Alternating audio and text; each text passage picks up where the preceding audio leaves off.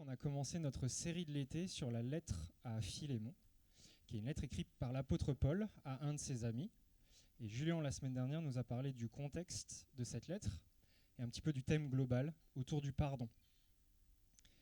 Et donc, ce qui est trop chouette pour nous, et ici à l'EPEDE, c'est que je vous annonce que dans 3 dimanches, on aura étudié un livre entier de la Bible, 1 sur 66. Vous allez me dire que ce n'est pas le plus long et ce n'est pas le plus difficile. Effectivement, il n'y a qu'un seul chapitre. Mais on est heureux parce qu'on aura étudié un livre entier.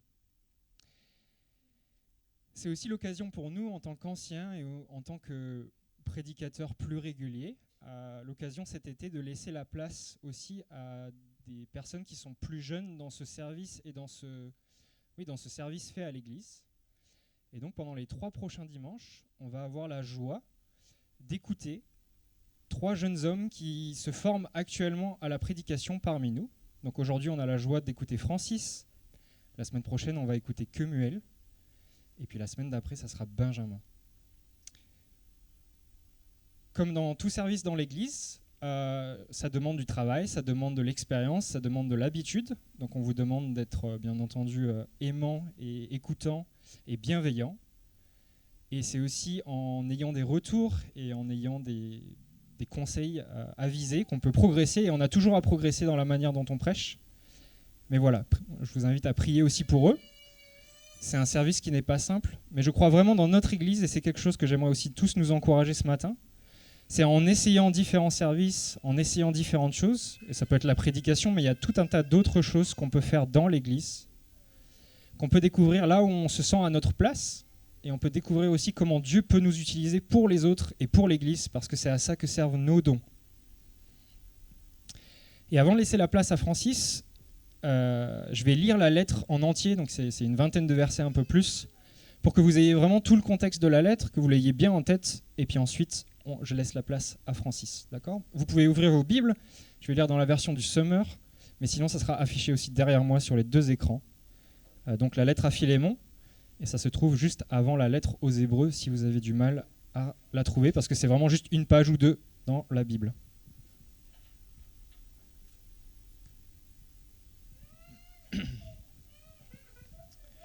Paul, le prisonnier de Jésus-Christ, et Timothée, notre frère, salue Philémon, notre cher ami et notre collaborateur, ainsi qu'Appia, notre sœur, Archippe, notre compagnon d'armes, et l'Église qui s'assemble dans ta maison. Que Dieu notre Père et le Seigneur Jésus-Christ vous accordent la grâce et la paix. Je ne cesse d'exprimer ma reconnaissance à Dieu lorsque je fais mention de toi dans mes prières, car j'entends parler de l'amour et de la confiance que tu as envers le Seigneur Jésus et envers tous ceux qui lui appartiennent. Je demande à Dieu que la solidarité qui nous unit à cause de ta foi se traduise en actes, et qu'ainsi tout le bien que nous t'aurons amené à faire pour le Christ soit rendu manifeste. Car j'ai éprouvé une grande joie et un grand encouragement en apprenant comment tu mets ton amour en pratique.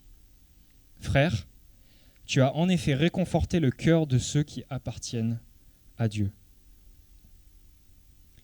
C'est pourquoi, malgré toute la liberté que le Christ me donne de te prescrire ton devoir, je préfère t'adresser cette demande au nom de l'amour. Étant ce que je suis, moi, Paul, un vieillard, et de plus maintenant un prisonnier à cause de Jésus-Christ. Je t'adresse cette demande au sujet de mon enfant, Onésime, dont je suis devenu le père spirituel ici en prison. Autrefois, il t'était inutile, mais maintenant il est utile à toi comme à moi. Je te le renvoie donc, lui qui est devenu comme une partie de moi-même. Personnellement, je l'aurais volontiers gardé auprès de moi. Il aurait pu ainsi me rendre service à ta place alors que je suis en prison à cause de la bonne nouvelle. Je n'ai cependant rien voulu entreprendre sans ton assentiment, pour que le bienfait que tu m'aurais ainsi accordé ne soit pas forcé, même en apparence, mais entièrement volontaire. D'ailleurs, qui sait, peut-être Onésime a-t-il été séparé de toi pour un temps, afin que tu le retrouves pour toujours, non plus comme un esclave, mais bien mieux qu'un esclave, comme un frère très cher. Il l'est tellement pour moi, combien le plus le sera-t-il pour toi ? En tant qu'homme et en tant que frère dans le Seigneur. Par solidarité envers moi, accueille-le comme s'il s'agissait de moi-même. Si tu as été lésé par lui ou s'il te doit quelque chose, porte cela sur mon compte. J'écris ce qui suit de ma propre main. Moi, Paul, je te rembourserai ces dettes, et je ne veux pas te rappeler ici que toi aussi, tu as une dette à mon égard, c'est ta propre personne. Oui, frère, fais-moi cette faveur à cause du Seigneur, réconforte mon cœur pour l'amour du Christ. Je t'adresse cette lettre avec la certitude que tu répondras à mon attente, et même je le sais, tu feras encore plus que je ne me demande. En même temps, prépare-moi une chambre, j'ai bon espoir de vous être rendu bientôt, en réponse à vos prières. Épaphras, qui est en prison avec moi à cause de Christ, te fait bien saluer. De même que Marc, Aristarque, Démas et Luc, mes collaborateurs, que le Seigneur Jésus-Christ vous accorde sa grâce. Seigneur, je te remets maintenant Francis. Je prie que tu le guides, que tu l'encourages, qu'il puisse prêcher avec confiance en toi, Seigneur. C'est ton Saint-Esprit qui œuvre dans nos cœurs au travers de ta parole, Seigneur. Nous, on est juste des messagers, des transporteurs de ce message que toi, en fait, tu véhicules dans les cœurs et que tu travailles parmi nous. Je prie aussi que tu nous rendes attentifs, que tu puisses parler à nos cœurs et nous apprendre des choses sur nous-mêmes et sur toi-même ce matin, Père. Bénis Francis richement et le reste de ce temps de prédication. En ton nom, Seigneur Jésus. Amen.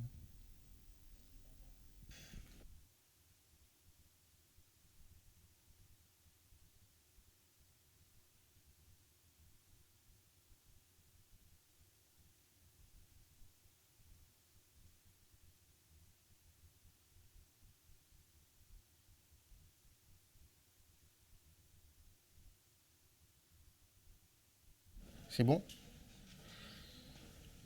Tu me reçois? Ouais, ok. Voilà. Merci à Quentin pour cette lecture et merci aussi à l'équipe de Louange pour ce temps d'introduction aussi de la prédication.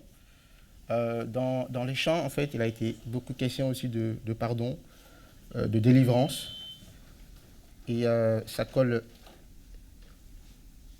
bien avec le message aussi de ce matin. Dimanche dernier, en fait, Julien nous a partagé, nous a fait l'introduction, comme l'a dit Quentin, du livre de Philémon, et nous avait invité en fait à réfléchir sur 3 motivations. Sur le pardon, c'est-à-dire pardonner est une question d'attitude, pardonner une question de relation et pardonner une question d'église. Et ce matin, on va poursuivre en fait la prédication sur la série de Philémon. Et moi, je vais en fait vous parler en fait je vais vous parler de la foi, le pardon comme prérequis, le prérequis du pardon. Tant pour moi, désolé. Ce matin, il va être plus question. Je vais parler un peu de psychologie. Je sais pas. En psychologie, en fait, il y a des études scientifiques qui ont montré en fait qu'il y a un lien positif entre le pardon et la santé mentale. Ils ont montré que le pardon a un impact positif sur la santé mentale. C'est-à-dire que le pardon réduit le stress, améliore la bonne humeur et renforce la régulation émotionnelle.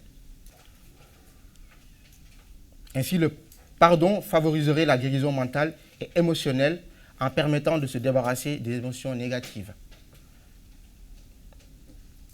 ce qui améliorerait la santé mentale et le bien-être psychologique en général. Outre ses bienfaits sur la santé mentale, le pardon aussi peut avoir un impact sur la santé physique. Et des recherches ont aussi montré que le fait d'entretenir la colère et le ressentiment peut contribuer à l'augmentation de la tension artérielle et du rythme cardiaque, ce qui sont des facteurs de risque de maladies cardiovasculaires. En choisissant de pardonner, les individus peuvent constater une diminution de ces marqueurs physiologiques du stress, ce qui traduirait une amélioration de la santé physique. Et on peut se poser la question, qu'est-ce que le pardon? Et en psychologie positive, comment le monde extérieur perçoit le pardon, il le définit ainsi comme étant un processus interne, individuel et volontaire d'abandon des sentiments et des pensées ressenties d'amertume, de colère et de besoin de vengeance. Alors on peut se poser la question, en tant que chrétien, qu'est-ce que le pardon pour nous? Et quel est son impact dans notre vie de tous les jours?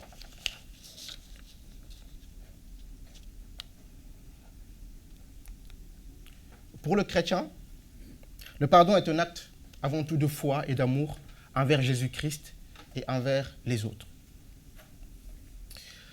Donc je vais vous inviter ce matin en fait à lire les versets 4 et 7 pour introduire en fait notre propos.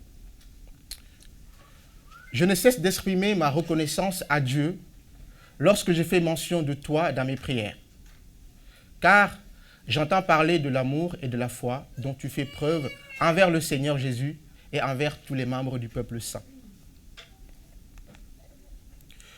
Je demande à Dieu que la solidarité qui nous unit à cause de ta foi se traduise en actes et qu'ainsi que tout le bien que nous t'aurons amené à faire pour Christ soit rendu manifeste.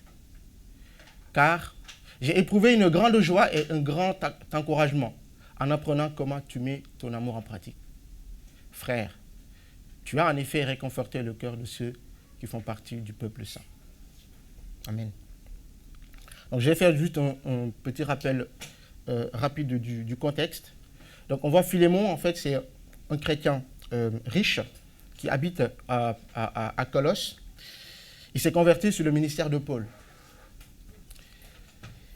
Et la Bible nous dit que Philémon était d'une grande générosité. Philémon avait un esclave qui s'appelait Onésime. Après sa fuite de chez son maître Philémon, il se rend à Rome où il rencontre Paul et finit par se convertir. Donc on voit là que Paul en fait se trouve dans une position assez délicate.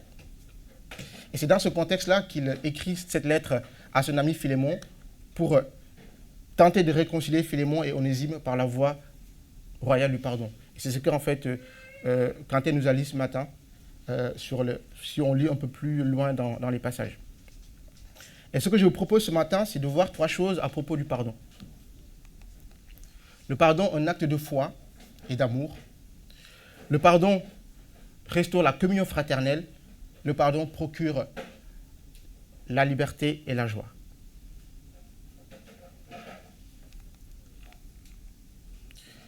Pardonner, un acte de foi et d'amour. Je ne cesse d'exprimer ma reconnaissance à Dieu lorsque je fais mention de toi dans mes prières, car j'entends parler de l'amour et de la foi dont tu fais preuve envers le Seigneur Jésus et envers tous les membres du peuple saint. On voit ici dans sa prière, Paul fait mention de 3 choses concernant Philémon. Il fait mention de sa foi, il fait mention en fait de son amour envers Jésus-Christ et de son amour envers le peuple saint, c'est-à-dire les croyants. La foi sans amour est une foi morte. La Bible nous dit, même si on a la foi jusqu'à déplacer des montagnes, si cette foi en fait n'a pas d'amour, elle ne vaut absolument rien. On peut le voir dans 1 Corinthiens 13, verset 2. La foi sans l'amour, c'est comme si vous essayez en fait de démarrer une voiture sans carburant. La voiture ne marchera pas, évidemment. Et de la même façon, la foi ne marche pas sans l'amour. Ainsi, l'amour est le carburant de la foi, si on peut prendre cette image de la voiture. C'est ce que Paul veut nous faire comprendre ce matin. Le chrétien ne peut pas dire qu'il aime Dieu et ne pas aimer son prochain.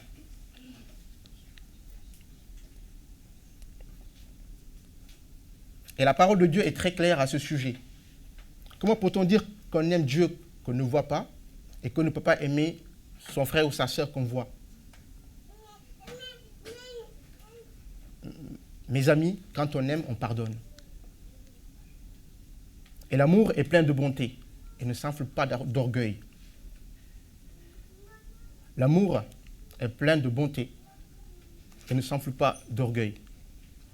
Il excuse tout et il supporte tout. On peut le voir dans 1 Corinthiens 13, les versets 4 et 7.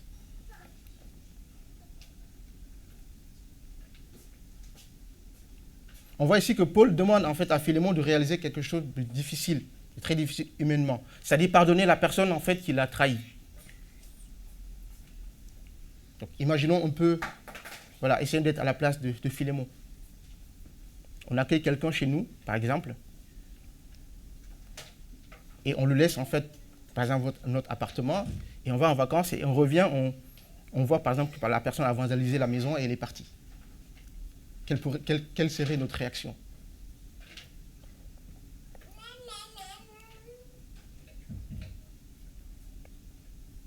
Pardonner la personne qui l'a trahi, c'est-à-dire Onésime. Peut-être que quelqu'un dans ton entourage ce matin aussi t'a fait du tort ou t'a blessé. Ça peut être un membre de ta famille, ça peut être un collègue au travail, ça peut être aussi un frère dans l'église ou une sœur dans l'église. Peut-être que tu n'arrives pas à pardonner cette personne-là.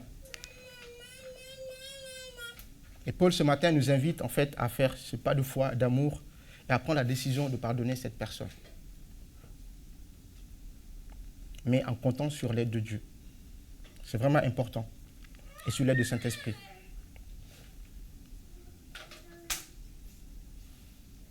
Et je prie que Dieu te donne la force et la volonté de pardonner tout en se rappelant que nous aussi, nous avons été pardonnés. Nous l'avons chanté tout à l'heure.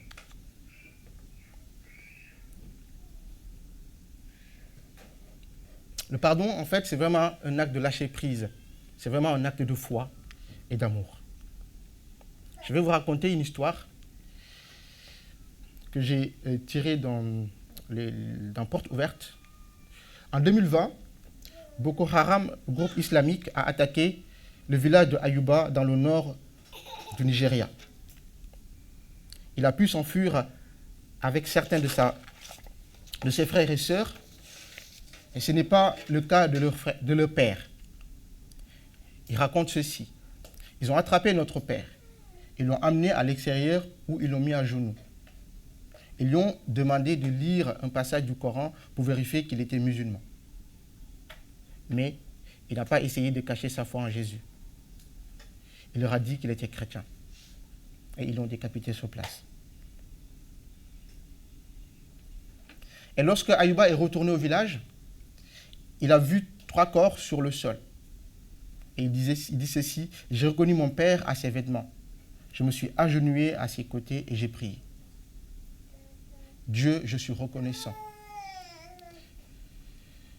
Tu as donné et tu as repris. Que mon père repose avec toi. Mais Ayuba a décidé de se venger. Il a même commencé à porter un couteau lorsqu'il a appris qu'un homme du village avait aidé les assaillants à identifier ses cibles. Il était déterminé à le tuer. Avec sa famille, il a finalement déménagé dans le sud du pays, où un pasteur leur a recommandé d'aller dans un centre tenu par les partenaires de Porte Ouverte. Et lorsqu'on l'a posé quelle est la leçon la plus importante que tu as apprise, vous savez ce qu'il a répondu? Le pardon. Le pardon, malgré toutes les choses horribles que ces gens-là lui ont fait subir. L'aide qu'il a reçue a transformé Ayuba. Et lorsqu'on lui... Oui, c'est ça. Et avant, il était déterminé à se venger de la mort de son père. Et ce qui est humainement normal. Mais au centre, il a déposé finalement le couteau qu'il portait sur lui. Et il disait encore ceci: lorsque je suis arrivé ici, j'avais décidé de ne jamais pardonner et de venger la mort de mon père. Mais aujourd'hui, je n'ai plus aucun problème avec l'homme qui l'a dénoncé. Et si nous nous rencontrons, nous nous saluerons. Et j'ai réalisé que je ne gagnerais rien à me promener avec un couteau pour me venger. Puisque je serai toujours blessé et je n'aurai jamais l'esprit tranquille. Et il rajouta ceci en disant: j'ai donc décidé de laisser tomber ma colère et d'être en paix. Dieu m'a amené ici pour me guérir. Donc, là, on voit qu'il a pris une décision en fait de pardonner, mais avec l'aide de Dieu. Ayuba a fait un acte de foi en pardonnant. Il a pris vraiment la décision de pardonner. Il a donc réalisé qu'il ne pouvait rien faire sans l'aide de Dieu. Il a exprimé sa souffrance, son amertume et sa colère, et Dieu l'a délivré.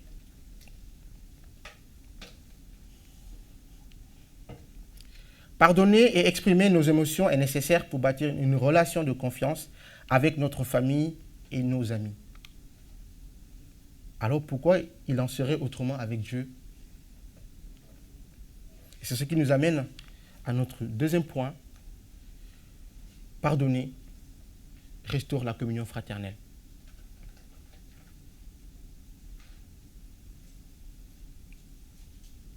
Et ce matin, on a partagé en fait le pain et le vin, qui est vraiment aussi un exemple de solidarité que le Seigneur nous a laissé, de communion fraternelle que le Seigneur nous a laissé. Au verset 6, il est écrit « Je demande à Dieu que la solidarité qui nous unit à cause de ta foi se traduise en actes, et ainsi tout le bien que nous t'aurons amené à faire pour le Christ soit rendu manifeste. » La solidarité qui nous unit à cause de ta foi se traduit en actes. Ici, le mot solidarité, ou communion dans d'autres traductions, vient du mot grec koinonia. Je ne sais pas si je le prononce bien, je sais pas s'il y a des Grecs ici. Donc, ce mot peut désigner en fait la solidarité, la participation, le partage en commun, comme on l'a fait avec la Sainte Seine ce matin, la communion. Et on peut voir en fait l'usage de ce mot-là dans les livres des Actes. Acte 4, verset 42. Ils étaient assidus à l'enseignement des apôtres, à la communion fraternelle et au partage du pain et aux prières. On peut aussi le voir dans Philippiens 2, versets 1 et 2. S'il y a donc de l'encouragement en Christ, s'il y a de la consolation dans l'amour, s'il y a une communion de l'esprit, s'il y a de la tendresse et de la compassion, rendez ma joie parfaite, en vivant en plein accord, ayant un même amour, un même cœur, une unité de pensée ou une même pensée. On peut se poser la question, c'est quoi la communion? La communion, comme on le voit ici, c'est d'être en accord les uns avec les autres. Dans un même but, et de servir à côté des uns des autres. Merci pour l'équipe de louange ce matin. C'est aussi un exemple de communion. Et n'est-ce pas là, en fait, une belle définition de l'Église? De vivre en plein accord. Notre communion les uns avec les autres doit être basée sur notre communion avec le Seigneur. Que veut dire concrètement être en communion avec Dieu ou être en communion les uns avec les autres? Être en communion avec Dieu, c'est vraiment une relation, c'est être en relation étroite avec Dieu. Qu'est-ce que ça veut dire concrètement? Ça veut dire marcher avec Dieu. Et on peut voir quelques exemples dans la Bible. Dans Genèse 5, verset 22, il nous est relaté que Enoch, après la naissance de Methushélah, marcha avec Dieu 300 ans. Et au verset 24, il nous est encore relaté que Enoch marcha avec Dieu. Dans d'autres traductions, il est dit vécu en communion avec Dieu. Et il ne fut plus car Dieu le prit.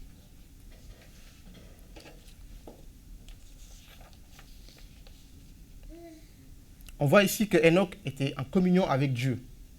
C'était comme s'il se promenait avec Dieu, parlant avec Dieu et s'entretenait avec lui. Enoch vivait dans la proximité de Dieu pendant ces 3 ans, pendant 300 ans. Être en communion avec Dieu, c'est demeurer avec le Seigneur et dans le Seigneur. Dans Jean 14, verset 23, il est écrit « Si quelqu'un m'aime, il gardera ma parole, et mon Père l'aimera. Nous viendrons à lui et nous ferons notre demeure chez lui. » Dans Jean 15, verset 9, il est dit « Comme le Père m'a aimé, moi aussi je vous ai aimé. Demeurez dans mon amour. » Pour nous, chrétiens, la communion avec le Seigneur, c'est effectivement marcher et demeurer avec le Seigneur. Et c'est ainsi que nous pouvons tenir par la foi près de lui en priant et en lisant sa parole. Et c'est quoi être en communion les uns avec les autres? c'est appartenir à une famille qui est l'Église. C'est d'être en communion les uns les autres. C'est de vivre en plein accord les uns avec les autres. On peut le voir dans Romains 12, verset 16. Je n'ai pas affiché les versets. On peut aussi le voir dans 1 Pierre 3, verset 8. C'est de nous accueillir aussi les uns les autres. On peut le voir dans Romains 15, verset 7. Vivre en communion les uns les autres, c'est de nous servir les uns les autres. Galates 5, verset 13. On peut se demander quel est le lien entre le fait d'être en communion avec Dieu et le fait d'être en communion les uns avec les autres. Et ce lien peut s'expliquer ainsi. La communion avec Dieu, c'est vraiment une relation verticale. C'est ce qui unit chacun en fait à Dieu. C'est une relation personnelle. Ce qui relie chacun à Dieu qui est au ciel. Tandis que la communion les uns avec les autres, c'est une relation plutôt horizontale. C'est ce qui unit les gens qui y participent à cette communion. Ils partagent les mêmes privilèges. On a partagé ce matin la Sainte-Seine. Et ils sont liés entre eux. Amen. Évodie et Saint-Tiche étaient deux anciens collègues de l'apôtre Paul. Ils étaient opposés par un différend. Nous ne savons pas la nature de ces différends. Mais une chose est sûre, si Paul ait pu intervenir, c'est parce que c'était suffisamment grave. Et dans sa lettre aux Philippiens, Paul les invite à restaurer leur communion et à se réconcilier. On peut le voir dans Philippiens 4, verset 2, qui dit ceci. Je recommande, dans certaines traductions, il dit j'encourage à Évodie et à Saint-Tiche de vivre en parfaite harmonie. De vivre en parfaite harmonie. L'une avec l'autre, selon le Seigneur. Je les y invite instamment.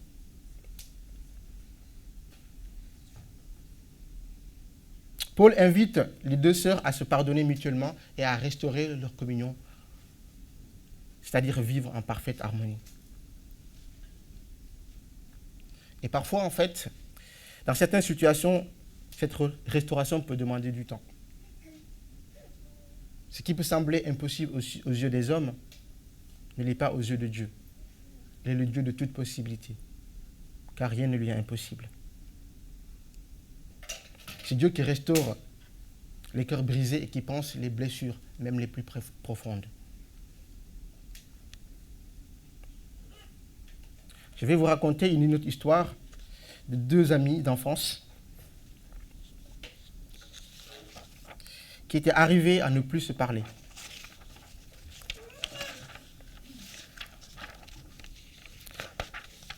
Suite à une crise qui s'est éclatée entre elles.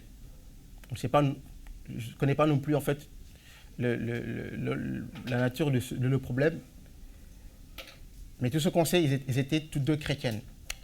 Elles fréquentaient chacune une assemblée distincte. Elles étaient malheureuses de cette situation, et les mois passant, elles ne savaient comment faire pour dissiper cette tension. Un jour, l'une d'elles s'est décidée à aller à l'église de l'autre. Elle s'assit dans les rangs et pendant le temps de louange, le responsable invita la sœur, membre de l'église, à venir chanter un solo. Et une fois sur l'estrade, elle a vu son amie assise dans les rangs. Alors elle demanda au responsable s'il était possible d'inviter son amie à le rejoindre pour qu'elle puisse chanter ensemble. Et le responsable donna son accord, et bien que surprise, la sœur interpellée monta dans l'estrade auprès de son ancien ami. Elles chantèrent un magnifique duo à la gloire de Jésus, mort sur la croix pour nos péchés. Et à la fin du cantique, elles étaient tous en larmes, se demandant pardon, et rétablissant la communion qui avait été rompue. De la même manière, comme ces deux amis, notre communion avec le Seigneur repose sur le pardon de nos péchés. Notre communion fraternelle doit reposer sur la base du pardon mutuel.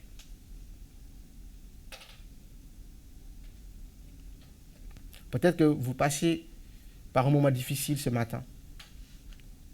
Et votre communion avec un membre de votre entourage est mise à mal. Vous vivez ce que Évodie et Saint-Tiche ont vécu, ou ce que Philémon et Onésime ont vécu. Mais la bonne nouvelle ce matin, c'est que cette situation est réparable. Le seul moyen pour retrouver une saine communion, c'est de passer par la voie royale du pardon. Oui, mes amis, en pardonnant, on éprouve un sentiment de paix et de soulagement émotionnel. Il s'agit là d'un acte de libération du fardeau de la colère, du ressentiment et du désir de vengeance. Ce qui nous amène à notre troisième et dernier point. Pardonner procure liberté et joie. Car j'ai éprouvé une grande joie et un encouragement en apprenant comment tu mets ton amour en pratique. Frère, tu as en effet réconforté le cœur de ceux qui font partie du peuple saint.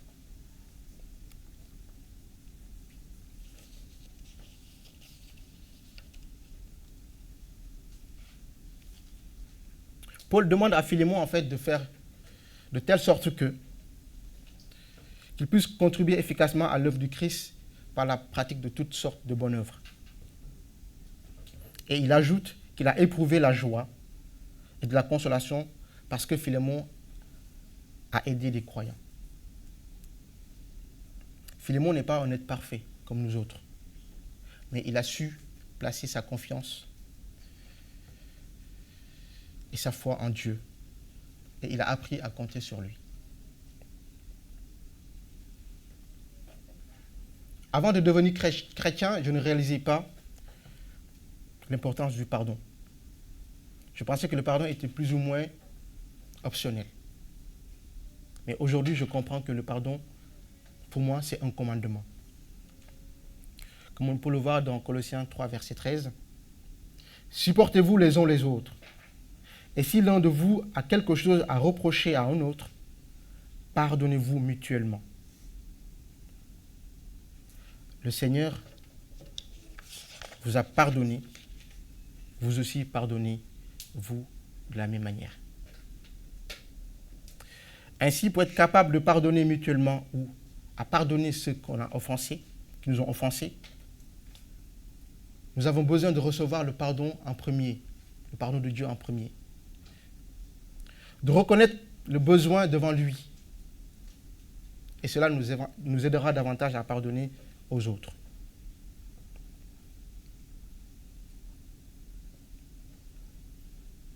Pardonner ceux qui nous ont offensés ou ceux qui nous ont fait du mal nous libère. Et en effet, le pardon nous libère de la conséquence de l'absence de pardon, c'est-à-dire l'amertume, la colère, la méchanceté, le ressentiment. Et dans Éphésiens 4, versets 31 à 32, il est dit que toute amertume, toute fureur, toute colère, tout éclat de voix, toute calomnie et toute forme de méchanceté disparaissent du milieu de vous. Soyez bons et pleins de compassion les uns envers les autres. Pardonnez-vous réciproquement comme Dieu nous a pardonné en Christ. Pardonnez-vous réciproquement comme Dieu nous a pardonné en Christ. Ne pas pardonner, c'est l'assurance de tomber dans la colère, dans la méchanceté et dans la rancœur. Une vie sans pardon, mes frères et sœurs, c'est une vie de souffrance, qui est faite de souffrance. Et cela peut avoir un impact sur notre bien-être.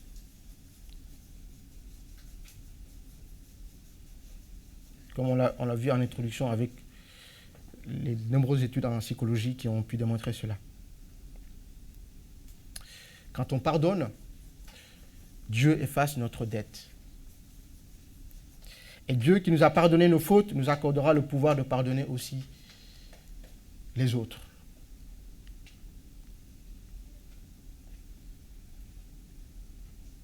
En effet, la joie et l'amertume ne peuvent pas coexister en nous. L'amertume et le refus de pardonner nous volent la vitalité, la paix et la joie rafraîchissante de la présence de Dieu. Il y a un homme dans l'Ancien Testament du nom de Joseph. Joseph était le 12e fils de Jacob. Il était le fils préféré de Jacob. Ses frères deviennent jaloux de lui et souhaitent le tuer. Mais Ruben, un de ses frères, parvient à les convaincre à ne pas le faire, mais de le jeter dans une citerne avec l'arrière-pensée de le sauver ensuite. Les frères profitent un jour d'une occasion favorable pour se débarrasser de leur frère en le vendant à des Madianites en partance pour l'Égypte. Vous pouvez imaginer la douleur de Jacob lorsqu'il a appris cette nouvelle et aussi le tort qu'ils ont fait à Joseph. En Égypte, Joseph est vendu à Potiphar, un haut fonctionnaire de Pharaon. Et la bénédiction de l'Éternel fait réussir Joseph sur tout ce qu'il entreprend. Il gagne la confiance de son maître et il fut promu comme intendant de Potiphar. Comme quoi, il n'y a pas que des nouvelles qui arrivent. Malheureusement, la femme de Potiphar faisait des avances à Joseph. Mais à chaque fois, Joseph l'a repoussée. Et un jour, elle l'accuse de vouloir l'abuser. Et lorsque Potiphar a pris la nouvelle, il se met en colère et il jette Joseph en prison.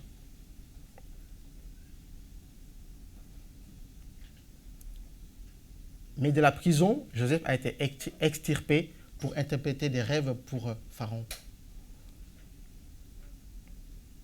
Et puis Joseph a été nommé à la tête du royaume d'Égypte. Et quelques années plus tard, il y eut une famine dans tous les pays. Et de tous les pays, on venait acheter du blé à Joseph. Et quand Jacob a eu l'information qu'on vendait du blé en Égypte, il a envoyé ses fils. Mais ses frères craignaient que Joseph se venge d'eux. Alors, ils concoctent un plan. Et pour découvrir en fait la puissance du pardon dans la vie de Joseph, je vous invite à lire Genèse 50, les versets 15 à 21. Maintenant que leur père était mort, les frères de Joseph se dirent, qui sait, peut-être Joseph se mettra-t-il à nous haïr et à nous rendre tout le mal que nous lui avons fait.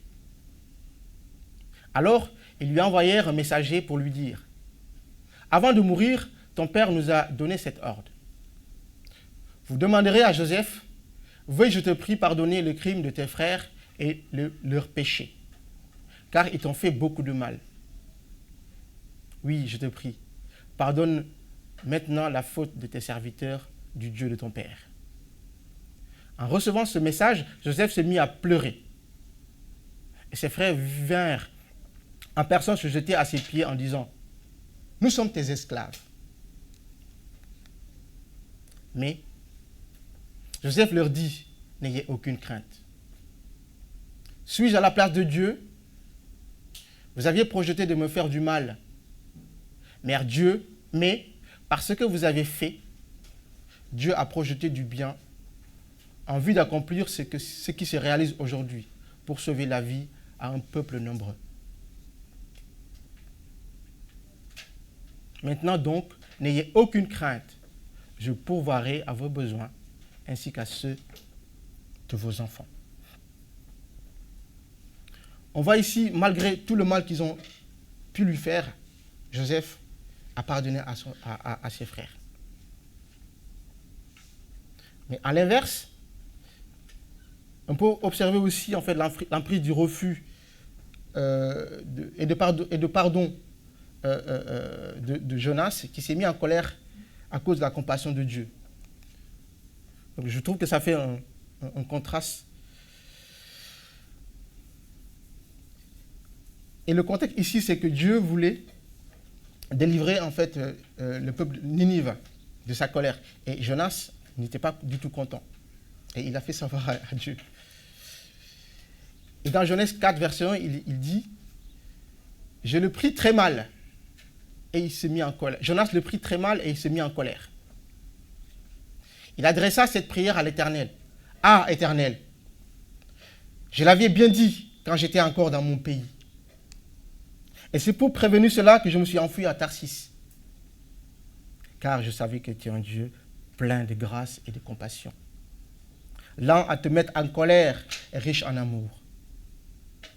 Et tu renonces volontiers à faire venir le malheur que tu as prononcé. Maintenant, Éternel, prends-moi donc la vie, car la mort vaut mieux pour moi que la vie. »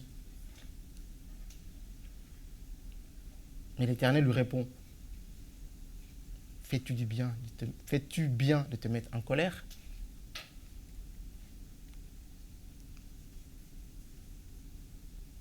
Nous ne voulons pas ressembler à Jonas qui restait dans la colère face à l'action de Dieu. Mais nous voulons plutôt choisir le pardon comme Joseph, pour que la colère et la rancœur ne dictent pas notre vie. Mes chers amis, en choisissant le pardon, Dieu nous accordera la paix et la joie du cœur. Et la puissance du pardon nous libérera de toute amertume et de toute rancœur.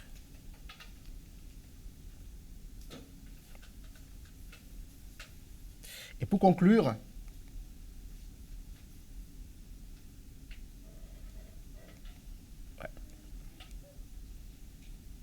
j'aimerais partager avec vous quelques applications, 4 applications qui peuvent nous aider dans notre démarche de pardon.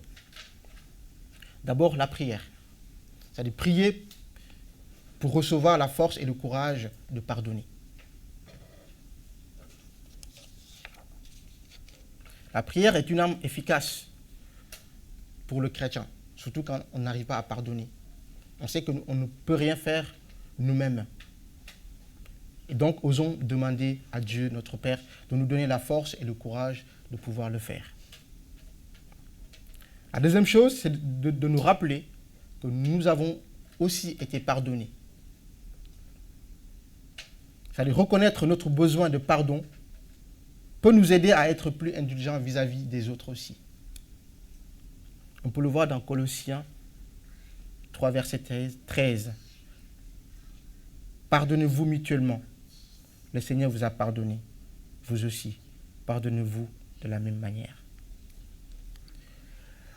La troisième chose, c'est agir. C'est-à-dire prendre la décision de pardonner, comme l'a fait Ayuba. Mais concrètement, comment peut-on agir? Par exemple, faire soi-même la démarche d'aller rencontrer la personne que vous avez offensée. Vous pouvez lui écrire une lettre. On a vu l'exemple aussi de Joseph et ses frères. On peut aussi prier et demander à Dieu de nous aider à nous libérer de la colère, de l'amertume et de l'esprit de vengeance. Bien sûr, la liste n'est pas exhaustive. En faisant le pas de pardonner, nous ouvrons notre cœur à la guérison. Et la troisième et le quatrième élément, c'est demander l'aide du Saint-Esprit. Oui, mes frères et sœurs, nous avons un allié sûr, le Saint-Esprit, pour nous aider dans notre processus de pardon. Dans Romains 5, verset 5, il est dit « Or, l'espérance ne trompe point, parce que l'amour de Dieu est répandu dans nos cœurs par le Saint-Esprit qui nous a été donné. » Mes amis, le pardon est un acte de foi et d'amour essentiel pour la vie, pour notre vie spirituelle et notre relation avec Dieu. Je prie ce matin que Dieu nous aide à libérer notre cœur de toute amertume et à vivre dans sa paix. Prions le Seigneur.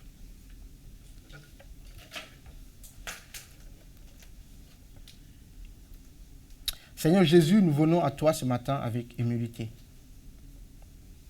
avec nos blessures et notre faiblesse. Aide-nous à pardonner ceux qui nous ont fait du mal. Donne-nous la force de libérer notre cœur de toute amertume, de toute rancœur, de tout ressentiment. Remplis-nous de ton amour et de ta grâce, afin que nous aussi nous puissions en retour pardonner.